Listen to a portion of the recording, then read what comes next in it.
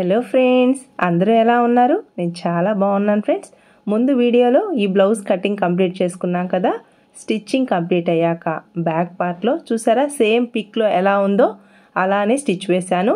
ఈ క్లయింట్కి నెక్ ఎక్కువ బ్రాడ్ వద్దు అన్నారు, అందువల్ల బ్రాడ్ తగ్గించి స్కాలప్స్కి ఇలా పైపింగ్ నీట్గా వచ్చేలా డిజైన్ చేశాను.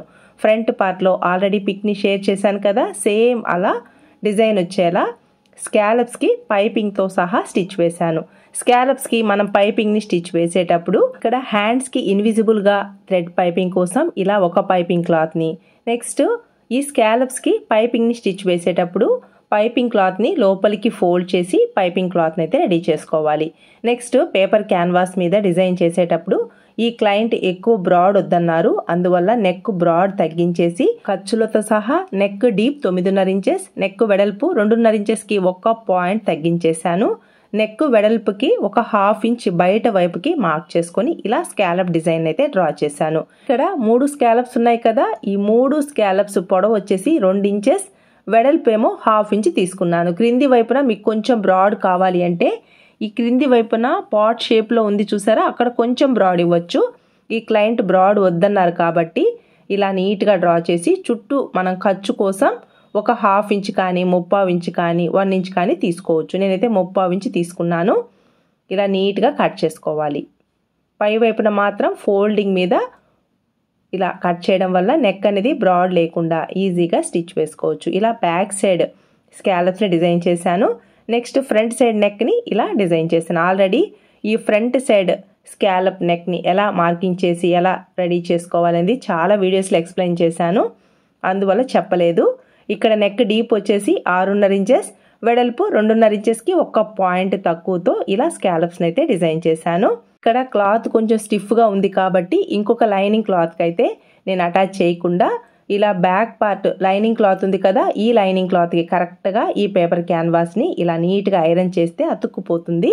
అప్పుడు ఒరిజినల్ క్లాత్ రైట్ సైడ్, ఈ లైనింగ్ క్లాత్ రాంగ్ సైడ్ మన వైపుకి వచ్చేలా ప్లేస్ చేసుకోవాలి.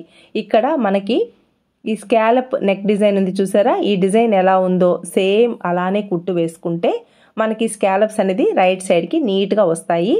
ఖచ్చితంగా ఇలా పేపర్ క్యాన్వాస్తోనే స్టిచ్ వేసుకోవాలి. ఇలాంటి కట్ వర్క్ డిజైన్ని మీరు ఇలా స్టిచ్ వేయకుండా క్లాత్తోనే తిప్పి స్టిచ్ వేశారు అంటే బ్లౌజ్ వేసుకున్నప్పుడు కట్స్ అన్నీ పైకి లేచినట్టుగా వస్తాయన్నమాట. ఫినిషింగ్ నీట్గా రావాలి అంటే ఖచ్చితంగా మీరు ఇలా స్టిచ్ అయితే వేసుకోవాలి. అంటే పేపర్ క్యాన్వాస్తో స్టిచ్ వేసుకుంటే ఫినిషింగ్ బాగుంటుంది. స్కాలప్స్ కూడా పైకి లేచినట్టుగా లేవకుండా నీట్గా ఉంటాయి. ఇక్కడ స్టిచ్ వేసేటప్పుడు ఈ కార్నర్స్ దగ్గర మాత్రం సూదిని క్లాత్ లోపల ఉంచేసి పాదాన్ని మాత్రమే టర్న్ చేసుకోవాలి. స్కాలప్స్ని మనం ఎంత నీట్గా స్టిచ్ వేసుకుంటామో ఫినిషింగ్ అంత పర్ఫెక్ట్గా వస్తుంది. ఇలా స్టిచ్ వేసుకున్న తర్వాత చుట్టూ 1/4 ఇంచ్ ఖర్చు ఉంచుకొని మిగిలిన క్లాత్ని అంతా కట్ చేసుకోవాలి. ఇక్కడ కట్ చేసేటప్పుడు కూడా కొంచెం కేర్ఫుల్గా కట్ చేయండి. మనం వేసిన స్టిచ్కి కొంచెం గ్యాప్తో కట్ చేయాలన్నమాట. దగ్గరికి కట్ చేశారంటే స్టిచ్ కట్ అయిందంటే రైట్ సైడ్కి క్లాత్ అనేది కట్ అయిపోతుంది. మీకు కొంచెం బ్రాడ్ కావాలి అంటే బ్రాడ్గా మార్క్ చేసుకోండి ఈ నెక్ని క్రింది వైపున. ఈ టర్నింగ్స్లో ఇలా చిన్న చిన్న టక్స్ని ఇస్తే మనకి రైట్ సైడ్కి ఈ స్కాలప్ నెక్ డిజైన్ అనేది కరెక్ట్గా వస్తుంది. కార్నర్స్లో ఇలా తప్పకుండా టక్స్ ఇవ్వాలి. టక్స్ ఇచ్చేటప్పుడు కూడా కేర్ఫుల్గా మనం వేసిన స్టిచ్కి కొంచెం గ్యాప్తో టక్స్ని ఇవ్వండి. ఓకేనా, ఇలా కట్స్ ఇచ్చేస్తే నెక్స్ట్ ఈ లైనింగ్ని బ్యాక్ సైడ్కి టర్న్ చేసుకొని ఒరిజినల్ క్లాత్ పై వైపున ఒక్కసారి ఐరన్ చేసుకున్నారు అంటే ఈ స్కాలప్ డిజైన్ అనేది కరెక్ట్గా వచ్చేస్తుంది. ఇక్కడ నేను పైపింగ్ని స్టిచ్ వేస్తున్నాను కాబట్టి పేపర్ క్యాన్వాస్ని లైనింగ్కి అటాచ్ చేశాను. అలాగే క్లాత్ కొంచెం స్టిఫ్గా ఉంది కాబట్టి ఇలా నేను పేపర్ క్యాన్వాస్ని అయితే స్టిచ్ వేశాను. ఇలా కాకుండా మీరు సపరేట్గా ఇంకొక లైనింగ్ క్లాత్ని ప్లేస్ చేసి స్టిచ్ వేసుకుంటే ఇంకా బాగుంటుంది ఫినిషింగ్ అయితే. నేను ఇక్కడ పైపింగ్ని క్రింది వైపు నుంచి స్టిచ్ వేస్తాను కాబట్టి స్కాలప్స్ అనేది పైకి ఎత్తినట్టుగా రావు. ఓకేనా, ఇలా నీట్గా రైట్ సైడ్కి టర్న్ చేసుకుని ఒక్కసారి ఐరన్ చేసుకుంటే ఫినిషింగ్ బాగుంటుంది. ఇక్కడ స్కాలప్స్కి పైపింగ్ని స్టిచ్ వేసేటప్పుడు పైపింగ్ క్లాత్ని ఇలా రెడీ చేసుకోవాలి. ఫస్ట్ క్రాస్ పీస్ని తీసుకుని ఒక సైడ్ సన్నగా ఫోల్డ్ చేసి కుట్టు వేసుకోవాలి. నెక్స్ట్ ఈ క్రాస్ పీస్ మధ్యలో 12వ నంబర్ థ్రెడ్ని ప్లేస్ చేసి స్టిచ్ వేసుకోవాలి. ఆల్రెడీ ఒక షార్ట్లో ఎక్స్ప్లెయిన్ చేశాను. ఇలా స్కాలప్ నెక్కి మనం పైపింగ్ని ఎలా స్టిచ్ వేసుకోవాలి అనేది క్లియర్గా చెప్పాను. మళ్ళీ చూపిస్తున్నాను చూడండి. ఇక్కడ పైపింగ్ క్లాత్ని స్టిచ్ వేసేటప్పుడు పైపింగ్ క్లాత్ని ఇలా క్రింది వైపున ప్లేస్ చేసుకోవాలి. ఓకేనా? ఈ piping cloth wrong side blouse వైపుకు రావాలి, క్రింది వైపున రైట్ సైడ్ రావాలి. కార్నర్స్ దగ్గర ఖచ్చితంగా ఈ విధంగా ఫోల్డింగ్ ఇవ్వాలి. గమనిస్తున్నారా ఫ్రెండ్స్? ఫోల్డింగ్ అనేది కరెక్ట్గా ఈ కార్నర్ మధ్యలోకి రావాలి. ఇక్కడ మన ఫింగర్తో ఫోల్డ్ చేయలేము. ఏదైనా టూల్ తీసుకోండి, స్క్రూ డ్రైవర్ కానీ థ్రెడ్ కట్టర్ కానీ ఏదైనా మీ ఇష్టం. ఇలా చిన్న ఫోల్డింగ్ ఇచ్చేసి ఈ కట్ వర్క్ డిజైన్ ఎలా ఉందో సేమ్ అలానే కుట్టు వేసుకుంటూ రావాలి. గట్టిగా లాగకూడదు. బ్లౌజ్ క్లాత్ని కానీ పైపింగ్ క్లాత్ని కానీ ఫ్రీగా మూవ్ చేస్తూ ఈ విధంగా స్టిచ్ వేసుకుంటే ఈ స్కాలప్ డిజైన్ ఎలా ఉందో సేమ్ అలానే పైపింగ్ అయితే రెడీ అవుతుంది. పైపింగ్ చాలా నీట్గా వస్తుంది రైట్ సైడ్కి. మీరు ఇన్విజిబుల్గా కాకుండా ఈ విధంగా స్కాలప్స్కి పైపింగ్ స్టిచ్ వేసి చూడండి, చాలా నీట్గా ఉంటుంది ఫినిషింగ్ అయితే. కార్నర్ దగ్గర మార్కింగ్ ఇవ్వండి. మార్కింగ్ దగ్గరే ఇలా నీట్గా ఫోల్డ్ చేసుకోవాలి. మనం ఎల్ షేప్ కార్నర్ అంటే స్క్వేర్ షేప్కి కానీ కార్నర్స్ ఉంటాయి చూసారా, ఇలాంటి కార్నర్ నెక్స్కి మనం పైపింగ్ని కానీ మెడపీస్ని కానీ ఫోల్డ్ చేసి కుట్టు వేస్తాం కదా, సేమ్ అలానే అనమాట. ఇలా చిన్న ఫోల్డింగ్ ఇవ్వాలి. వి షేప్లో ఫోల్డింగ్ ఇచ్చేసి ఫోల్డింగ్ దగ్గర కరెక్ట్గా ఈ scallop cut work ending point ఉంది కదా, ఆ పాయింట్ దగ్గర ఫోల్డింగ్ ఇచ్చేసి ఫోల్డింగ్ దగ్గర సూదిని క్లాత్ లోపల ఉంచేసి పాదాన్ని టర్న్ చేసుకోవాలి. చూసారా? ఇలా స్టిచ్ వేశారు అంటే పైపింగ్ చాలా నీట్గా ఉంటుంది. ఎక్కడ లాగకండి, కొంచెం లాగినా కూడా ఫినిషింగ్ పోతుంది. ఇలా నీట్గా స్టిచ్ వేసుకుంటూ రావాలి. సేమ్ అలానే సెకండ్ సైడ్ కూడా ఈ కట్ వర్క్ కార్నర్ దగ్గర మాత్రం ఇలా పైపింగ్ క్లాత్ని లోపలికి ఫోల్డ్ చేసి వి షేప్లో ఇలా టర్న్ చేసుకోవాలి. కార్నర్లో సూదిని క్లాత్ లోపల ఉంచేసి పాదాన్ని టర్న్ చేసుకోవాలి. నేను చెప్పే విధానం మీకు అర్థమైంది అనుకుంటున్నాను ఫ్రెండ్స్. మీకు ఒకవేళ అర్థం కాకపోయినా డౌట్స్ ఉన్నా కమెంట్స్లో అడగండి. నెక్స్ట్ వీడియోలో ఇంకా క్లియర్గా ఎక్స్ప్లెయిన్ చేస్తాను. వీడియోని ఎక్కడ స్కిప్ చేయొద్దు, చాలా యూస్ఫుల్ టిప్స్ అయితే ఎక్స్ప్లెయిన్ చేస్తున్నాను. ఇలా నీట్గా కార్నర్స్ కరెక్ట్గా వచ్చేలా స్టిచ్ వేసుకుంటూ రావాలి. మీకు ఈ వీడియో యూస్ఫుల్ అనిపిస్తే తప్పకుండా లైక్ చేయండి ఫ్రెండ్స్. మీరు లైక్ చేయడం వలన మన వీడియోస్ మరి కొంతమందికి రీచ్ అవుతాయి, అందరికీ యూస్ఫుల్ అవుతుంది కదా ఫ్రెండ్స్. ఇలా నీట్గా పైపింగ్ క్లాత్ చివరికి స్టిచ్ వేసుకోవాలి. కొంచెం కూడా పైపింగ్ క్లాత్ అనేది బయటికి రాకూడదు, ఓన్లీ థ్రెడ్ మాత్రమే రావాలి. కార్నర్ దగ్గర ఈ వి షేప్లో ఇలా ఫోల్డింగ్ ఇచ్చేసి ఫోల్డింగ్ ఉన్న దగ్గర సూదిని క్లాత్ లోపల ఉంచేసి పాదాన్ని టర్న్ చేసుకోవాలి. ఇలా మనం ఫోల్డ్ చేసి కుట్టు వేసేటప్పుడు థ్రెడ్ మాత్రమే బయటికి రావాలి, ఆ విధంగా కుట్టు వేసుకోవాలి. ఫస్ట్ చివరికి రఫ్ స్టిచ్ వేసుకోండి. ఈ ఎక్స్ట్రా పైపింగ్ క్లాత్ని కట్ చేసుకోవాలి. చూసారా పైపింగ్ ఎంత నీట్గా రెడీ అయిందో.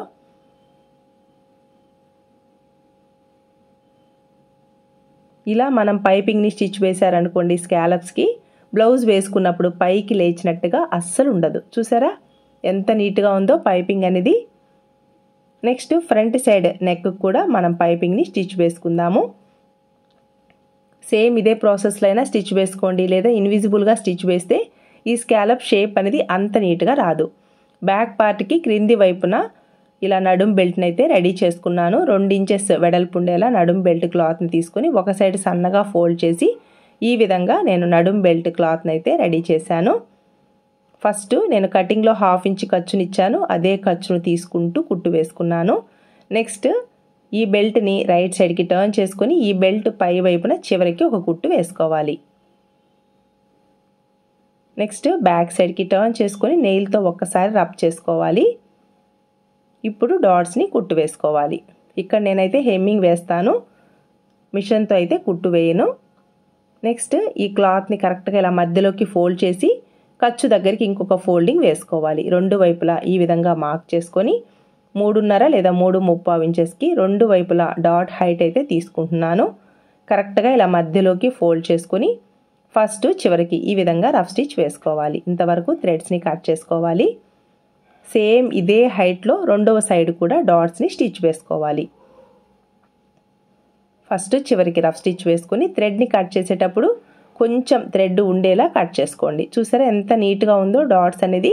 ఇలా బ్యాక్ పార్ట్కి డాట్స్ స్టిచ్ వేసుకుంటే బ్లౌజ్ వేసుకున్నప్పుడు బాడీకి సెంటర్కి డాట్స్ అనేది వస్తాయి. ఇలా బ్యాక్ పార్ట్ రెడీ అయ్యాక బ్యాక్ పార్ట్ లూజ్ని ఫోల్డింగ్ సైడ్ నుంచి 7.5 ఇంచెస్కి 2 వైపులా మార్క్ చేసుకున్నాను.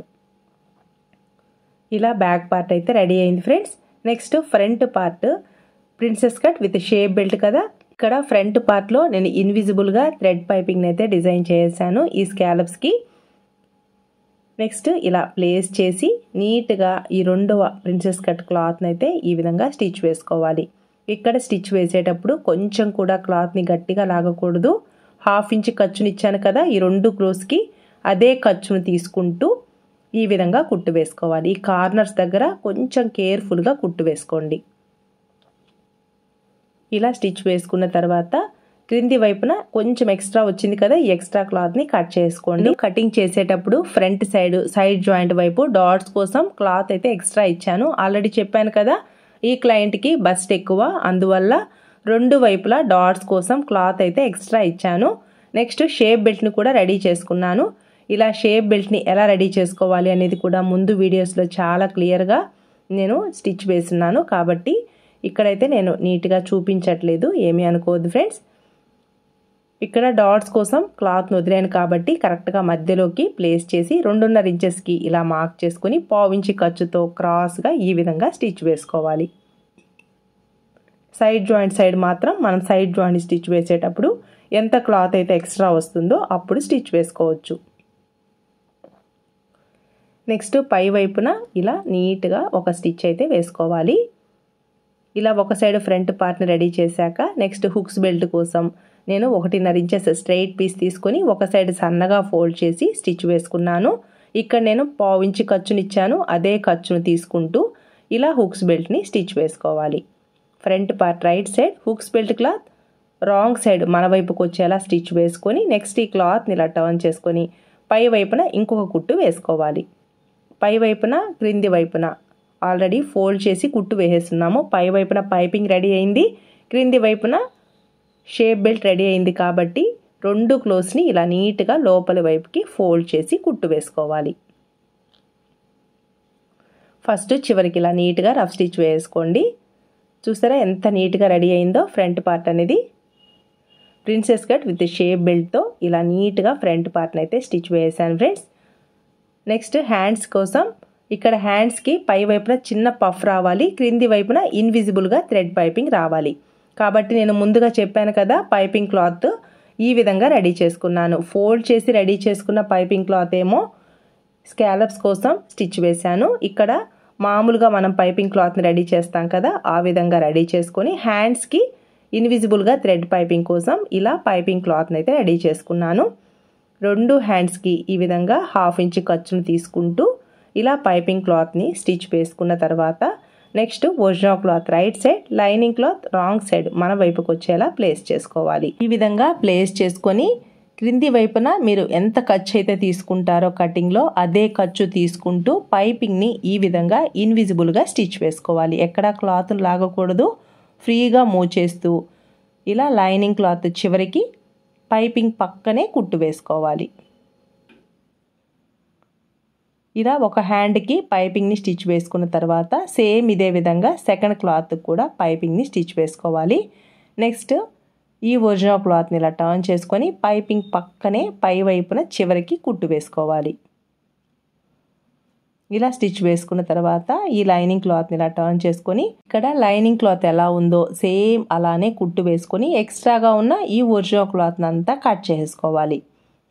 ఎక్కడెక్కడైతే టక్స్ ఇచ్చానో టక్స్ అన్నీ మార్క్ చేసుకోండి. మనకి ఇక్కడ పఫ్ని స్టిచ్ వేసుకోవాలి కాబట్టి ఈ టక్స్ అన్నీ మనకి స్టిచ్చింగ్లో యూజ్ అవుతాయి.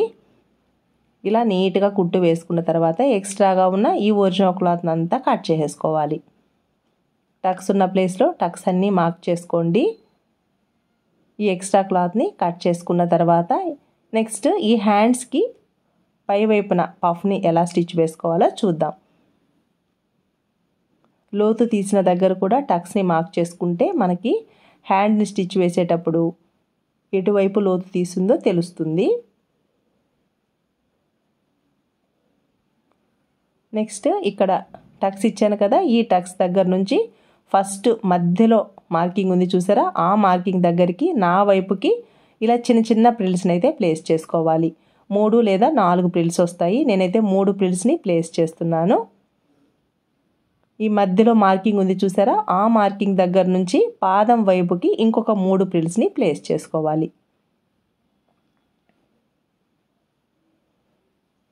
ఇలా నీట్గా ప్రిల్స్ని ప్లేస్ చేసుకుంటూ రావాలి పాదం వైపుకి. ఫస్ట్ 3 ప్రిల్స్ ఏమో నా వైపుకి, నెక్స్ట్ 3 ప్రిల్స్ ఏమో పాదం వైపుకి ఇలా ప్లేస్ చేయాలి. అలా ప్లేస్ చేయడం వల్ల పఫ్ అనేది చాలా నీట్గా రెడీ అవుతుంది. సేమ్ ఇదే విధంగా సెకండ్ హ్యాండ్కి కూడా ప్రిల్స్ని స్టిచ్ వేసుకుందాం. క్రింది వైపునేమో పైపింగ్, పై వైపున ఇలా ప్రిల్స్ని అయితే స్టిచ్ వేసాను. ఇలా 2 హ్యాండ్స్ని కూడా రెడీ చేశాను. ఇలా back part, front part, hands ready అయింది కదా. నెక్స్ట్ షోల్డర్స్ని యాడ్ చేసుకొని, హ్యాండ్స్ని యాడ్ చేసుకొని నెక్స్ట్ సైడ్ జాయింట్ స్టిచ్ వేసుకున్నామంటే బ్లౌజ్ రెడీ అయిపోతుంది. హ్యాండ్స్ని స్టిచ్ వేసుకున్న తర్వాత ఇలా ప్రతి దగ్గర చెక్ చేసుకోవాలి. ఇలా 2 షోల్డర్స్ని స్టిచ్ వేసుకున్న తర్వాత ఈ షోల్డర్ వెడల్పు కరెక్ట్గా ఉందా లేదా చూసుకోండి. కొంచెం ఎక్కువ ఉంది అంటే ఇక్కడే కట్ చేసేయండి, లేదంటే ఒక హ్యాండ్ పొడవుగా ఒక హ్యాండ్ షార్ట్ అయిపోతుంది. ఇలా చెక్ చేసుకొని ఈ షోల్డర్ దగ్గర ఖర్చు ఉంది కదా, ఈ ఖర్చుని బ్యాక్ సైడ్కి ఫోల్డ్ చేసి ఇక్కడ ఒక కుట్టు వేసుకున్నారనుకోండి, బ్లౌజ్ వేసుకున్నప్పుడు బ్లౌజ్ అనేది ముందుకు కానీ వెనక్కి కానీ వెళ్ళిపోయినట్టుగా ఉండదన్నమాట. కరెక్ట్గా బ్లౌజ్ షోల్డర్ మీద కుట్టు అనేది కరెక్ట్గా ఉండిపోతుంది. నెక్స్ట్ హ్యాండ్కి మిడిల్ పాయింట్ని ఇలా ప్లేస్ చేసి షోల్డర్ దగ్గర మనం జాయింట్ చేస్తున్నాం కదా, ఆ జాయింట్ దగ్గర ఈ మిడిల్ పాయింట్ని ఇలా ప్లేస్ చేసుకొని మీరు కటింగ్లో ఎంత ఖర్చు అయితే ఇస్తారో అదే ఖర్చును తీసుకుంటూ కుట్టు వేసుకోవాలి. ఇక్కడ ప్రిల్స్ని ప్లేస్ చేశాను కదా, కరెక్ట్గా 2 టక్స్ పాయింట్స్ మ్యాచ్ అవుతున్నాయా లేదా చూసుకోండి. సపోజ్ మ్యాచ్ కాలేదు అంటే ఒక ప్రిల్ని తీసేయండి. నాకైతే 2 టక్స్ పాయింట్స్ కరెక్ట్గా మ్యాచ్ అయ్యాయి. సేమ్ ఇదే విధంగా సెకండ్ సైడ్ కూడా స్టిచ్ వేసేటప్పుడు ఒకసారి చెక్ చేసుకోవాలి కరెక్ట్గా సరిపోతుందా లేదా అని. సరిపోలేదు అంటే ఒక ప్రిల్ని తీసేసి స్టిచ్ వేసుకుంటే కరెక్ట్గా సరిపోతుంది. చూసారా, ఇక్కడ నాకు హ్యాండ్ కొంచెం చిన్నదిగా వస్తుంది, అందువల్ల ఇంతవరకు థ్రెడ్ని కట్ చేసి ఒక ప్రిల్ అయితే తీసేస్తున్నాను. ఇలా ఒక ప్రిల్ని తీసేసి స్టిచ్ వేసుకుంటే 2 టక్స్ పాయింట్స్ కరెక్ట్గా మ్యాచ్ అవుతాయి. ఇలా చూసుకోకుండా మీరు హ్యాండ్ని అటాచ్ చేశారనుకోండి, మనకి సైడ్ జాయింట్ స్టిచ్ వేసేటప్పుడు ఇబ్బంది అయిపోతుంది.